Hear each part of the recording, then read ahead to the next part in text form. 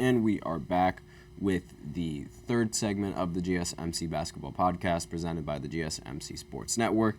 And in this third segment, we are going to be talking about the Knicks going up 3-1 in their series against the Sixers, as well as the Pacers going up 3-1 in their series against the Milwaukee Bucks. So we'll start with the Bucks, who are right now in a little bit of a crisis, considering how in Game 3, this game I also was unable to cover because I did my Friday segment before this game even started, but Damian Lillard ended up getting injured in this game, which caused the Bucks to go into Game 4 without Damian Lillard and without Giannis Antetokounmpo. So it would seem that their hopes of winning this series are all but over. And a series that I thought was going to go to Game 7 ends up probably only going to be able to go to 5 games, because I really think that this Pacers team, like now that since the Pacers team are healthier than the Bucks team right now, they are just a much better team. And I had the Pacers making the series close with 7 games, and I had them winning, but I didn't really expect them to be able to win in 5. And it's really unlucky for the Bucks because of their injuries. However, having said that, I don't think that whether or not they were injured or not would have had much of an effect on this playoff series.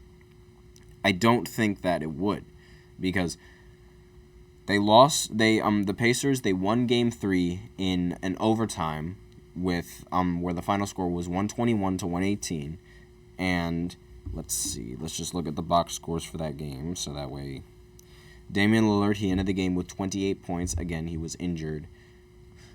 Again, he got injured later in the game. That's my bad. Portis ended the game with 17 and 18 rebounds. Middleton ended with 42 points and 10 rebounds, but it wasn't enough to stop these Pacers, who ended up having Tyrese Halliburton drop a triple-double, 18 points, 10 rebounds, and 16 assists.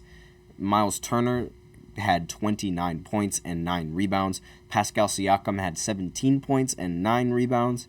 And Andrew Nembhard had 16 points. And Obi Toppin also ended the game with 15 points. And the Pacers were able to come out with the win. They shot way more shots than the Bucks. And because of the amount of shot attempts, they took almost 20 more shot attempts than the entire Bucks did. And when you take that many more shots, you're obviously going to have a better chance of making more shots than the other team, and that's sort of been the difference maker for the Pacers when they were matched up against the Bucks in that specific matchup. Now, excuse me. Obviously, when you're if you're the Pacers, this was a very good win, because now this moves the series to 2-1, and they ended up playing the next game at home yesterday against the Bucks, again without Damian Lillard and without Giannis Antetokounmpo. And the Bucks, they couldn't win without those two stars in their lineup, and the Pacers ended up winning 126-113. And Middleton ended the game 25 and 10. Brook Lopez ended with 27 and 9. Malik Beasley ended the game with 20, and Beverly ended with 9. That was basically all that came in from the Bucks in terms of scoring. And the Pacers, Pascal Siakam, he sort of slowed down a little bit from his first few games against the Bucks. He ended the game with 13 points, 9 rebounds, 7 assists. And Miles Turner ended the game with 29 points. Halliburton ended the game with 24 points and 4 rebounds and 4 assists. And Obi Toppin ended the game with 13 points.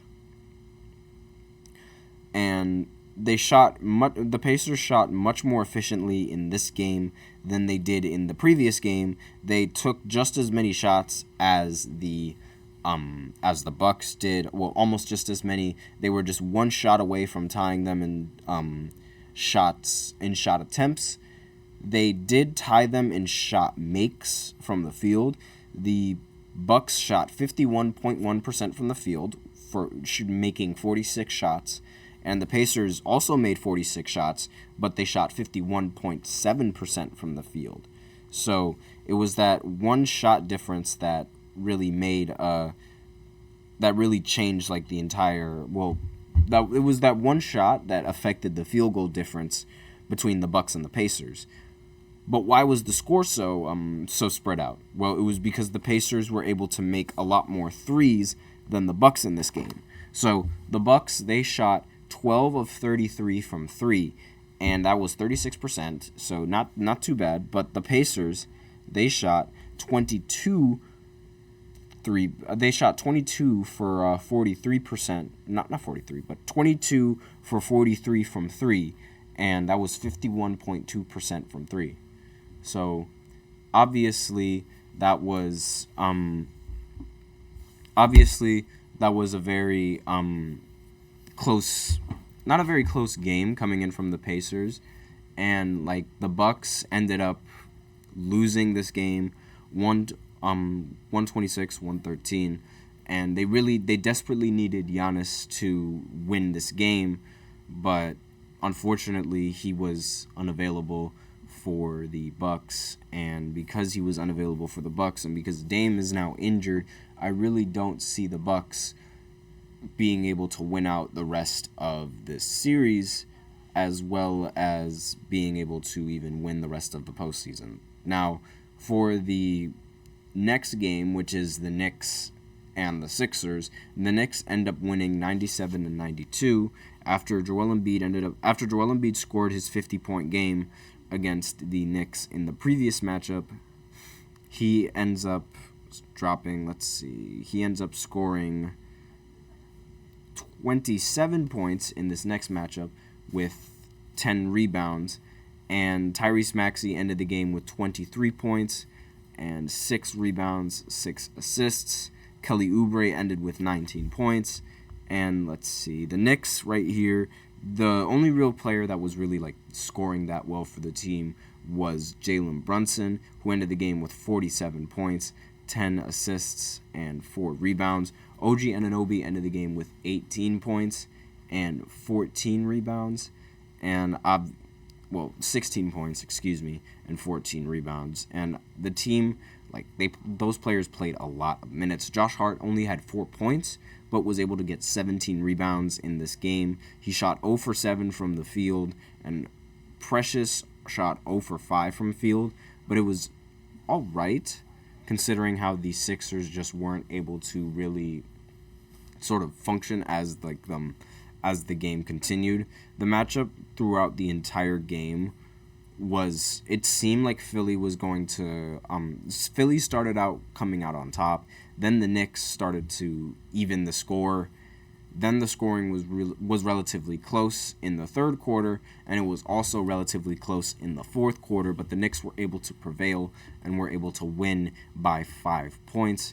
Luckily, because of partly because of Jalen Brunson's 47-point game. Without that 47-point game, this Knicks team probably wouldn't be anywhere, which is honestly a little bit of a problem for this team, because I feel like with this scoring, all this heavy scoring from Jalen, if you stop Jalen, then you essentially stop the Knicks, and that's really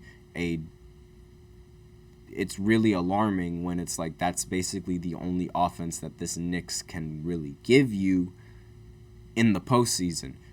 And this might be because Julius Randle isn't in the rotation anymore, and because of his injury. But regardless, the fact that you need a dominant performance like this from Jalen Brunson in order to win is a little bit concerning going deeper into the postseason. But a win is a win, and I'm not going to take that away from the Knicks, because now they're up 3-1 in the series. Now they play this next Game 5 at home, the perfect opportunity to close out the series and completely do away with the Sixers, so they don't have to worry about playing them again, and they could rest some of their players, because I believe, the rest of the teams in the Eastern Conference are still playing some playoff games, and let's see. So the next Eastern Conference playoff game is going to be the Celtics going up against the Heat. They're the last team in terms of because right now they're the only team that hasn't played either 4 games or 3 games. Like, they're going to play their third game in today at 7:30 against I lied. They're going to play their 4th game.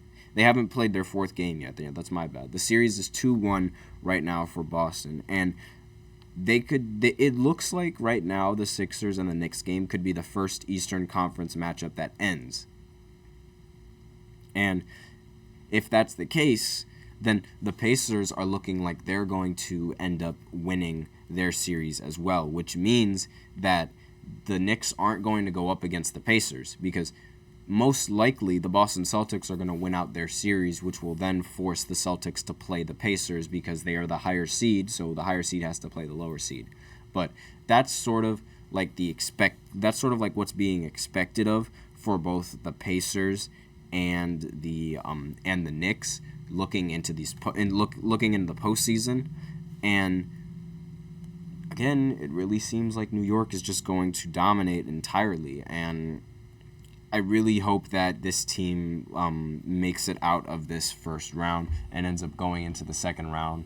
But with that, we are out of time for this third segment. So now I will go ahead and go into the fourth segment, where I talk about the Oklahoma City Thunder and their series, as well as the Celtics and their series. So I will be right back after this short break.